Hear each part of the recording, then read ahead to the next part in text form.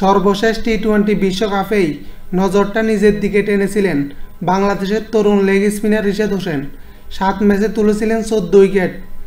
আসর শেষ করেছিলেন উইকেট তোলার তালিকায় 6 নম্বর অবস্থানে থেকে। এমন অর্জনের পর এবার দারুণ উপহার পেলেন রিশাদ। অস্ট্রেলিয়ার ফ্র্যাঞ্চাইজি লিগ বিগ ব্যাশে দল পেয়েছেন রিশাদ। বিগ ব্যাশের নিলামে এবারও প্রথম নাম দেন রিশাদ, আর প্রথমবারেই তাকে দলে টেনেছে হোবার্ট হারিকেন্স। রোববার নিলামের 28 নম্বর ডাকে রিশাদকে দলে টানে হোবার্ট।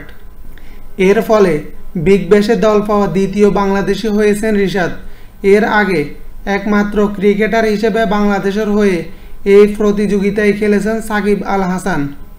ফ্র্যাঞ্চাইজি ক্রিকেট টুর্নামেন্টের অন্যতম বড় এই আসরে এবার প্লেয়ার্স ড্রাফটে নাম লিখিয়েছেন মোট 9 বাংলাদেশি ক্রিকেটার।